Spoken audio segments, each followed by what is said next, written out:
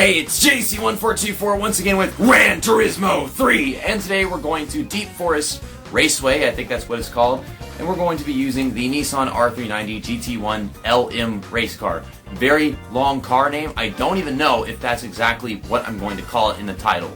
Maybe I'll try to shorten it up as much as possible. I don't know if they have the road car in this game, so, I mean, if they don't have the road car, I think that's only in Gran Turismo 4, then I could just put Nissan R390 and that would be good enough. Deep Forest Raceway. There it is. Okay, I had Raceway correctly. That is cool race logo.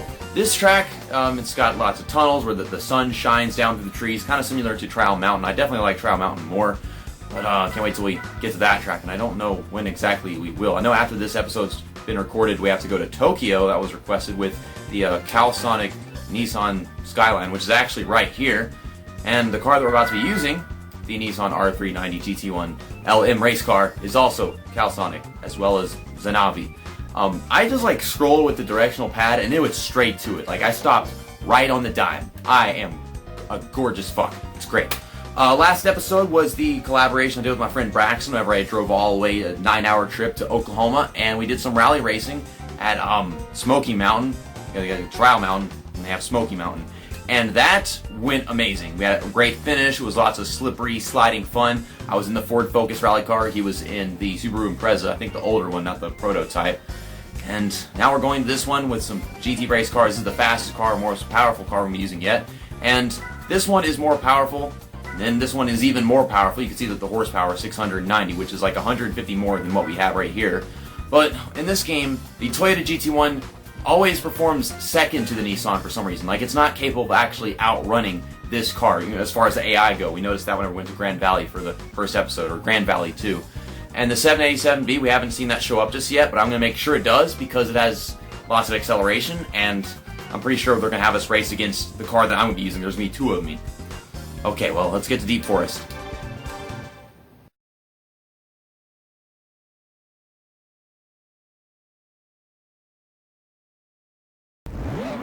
Thank you! Oh my gosh, this is my 5th time trying to load this event and get a 787B by Mazda in here.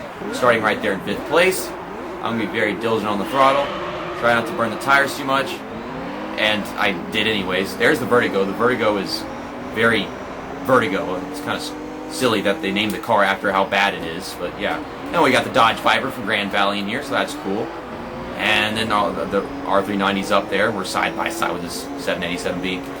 This car is so easy to hear from a distance. That's something I've noticed, like whenever I practice and seeing like what the odds of like competition here are. But that 787B, like until I'm like 5 seconds away from it, I can constantly hear it. It's ridiculous. Like it's that freaking loud. If you have headphones on, you'd probably be able to hear it for quite a long ways. It is a really loud car. It's very annoying sound. It's probably the only thing that I hold against it. It's got great grip. And it's tons of acceleration. Supposedly the best car in this game that's not a Formula 1 car. But even then, I get a little trapped and I just pull straight past it. But, you'll see it capable of outrunning this Toyota GT1 and the R390 throughout this race once it finally gets the opportunity. Might take some time because it's got 2 cars to pass right now. Also, something I noticed whenever I drive this car, and I try to look behind me, it makes sparks fly. That's weird. Also, as far as pit strategy goes, we can make it 5 laps, but just considering the fact that the furthest they go is 4, we're just going to go ahead and make a 2 pit stop race. If I try to go 5th lap, by the end of the 4th one, my right front tire is so freaking dead. This guy's hitting the brakes right here, doesn't exactly have to. I tend to occasionally lose my shit going this left and right curve right here before we go to the tunnels. Every now and then, if I come in at the wrong angle, I can just screw up the whole thing. Looks like we're getting a good run. We're just right behind that Toyota GT1. Trying to make a pass. Kind of bumped him out of the way. I actually have to hit the brakes just before I finish this corner right here so I don't go smashing into the rock wall. Because I swear almost every time if I try to full throttle it off the corner, I go crashing the wall and come to a complete freaking halt. Well, that's just exaggeration. Damn, I completely early turned that corner, oversteered and everything. That kind of messed up his exit, but we're in the lead after just a couple laps. I tend to slow down in that last corner, and sometimes I don't really have to. They tap the brakes a little bit, but I think I always wind up doing a little bit more. It's kind of hard to do exactly the way they do it. I don't know if I can actually make it without letting off. I mean, I gotta slow down for this corner. This guy's just freaking running me over. Well, you've seen the track for a couple laps. I'm gonna focus and see if I can pull away. I'll do some fast forwarding.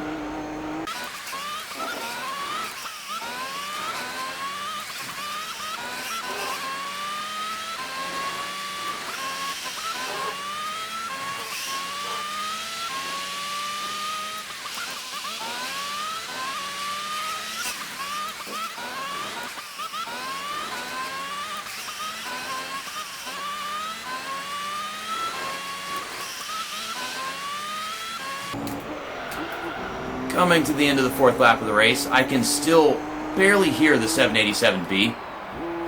You could probably hear it behind me. And it looks like that 787B is actually going to stay out for one more lap. I didn't know that he would do that.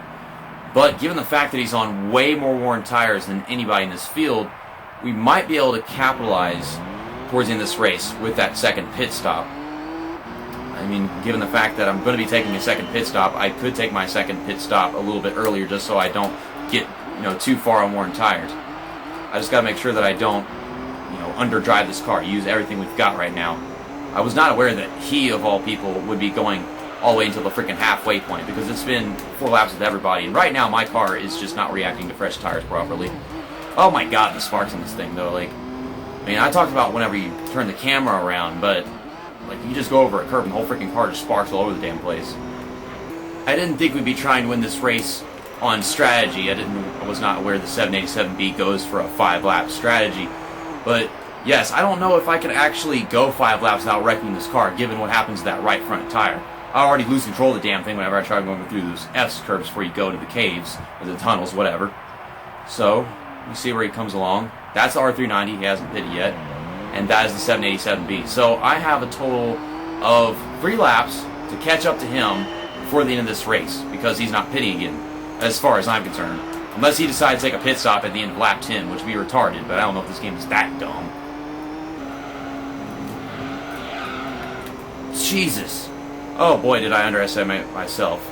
Yeah, we're totally be able to win this race, because we're catching him fast. I pulled away so much throughout the beginning of the race.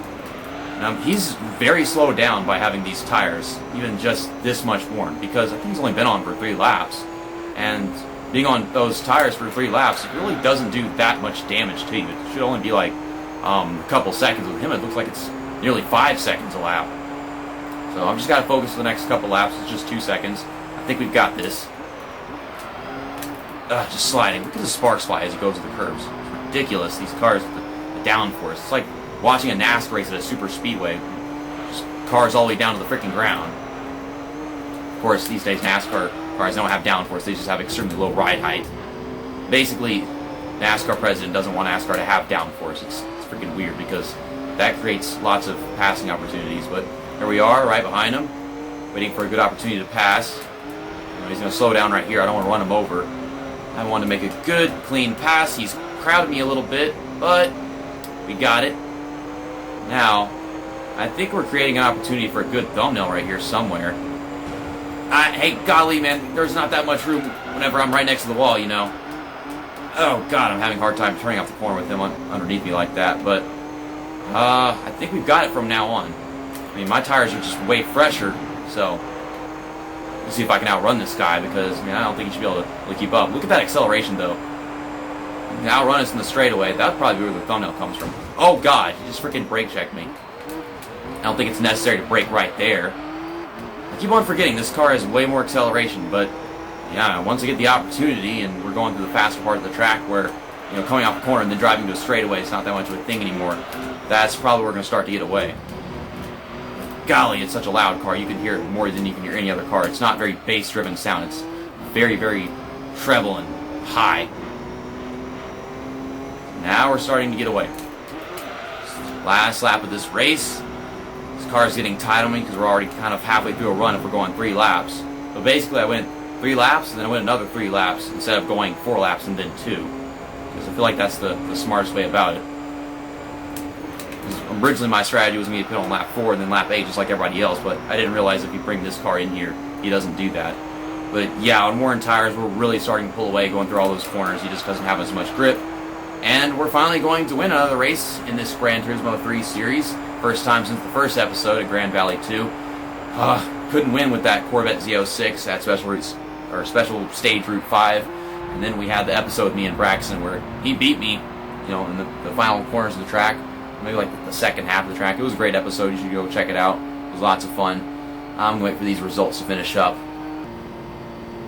There's the Viper finishing the race. And the Vertigo, 1 minute and 3 seconds behind.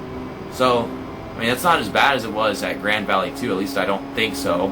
It's a much bigger track, and I think they had different pit strategies there. I think one of our other eligible competitors was the Ford GT40 race car, which was in the first episode alongside the Vertigo race car. And those two cars, they're barely capable of actually competing with us. Now, of course, the Dodge Vipers, it's like a little bit better than both of those cars. But I was able to outrun a Nissan R390 and a Toyota GT1 with that in the first episode of the series. So I think it deserves to be here. And it's still finished, you know, at least 5th. It's just all the other cars were GT1 cars, and, you know, AI is not going to play out so that guy can actually finish ahead of any of them. I just wish they didn't have the freaking R390 competing with us, because in the end the 787B is good enough, and I already brought that car to competition, so we don't need two of them.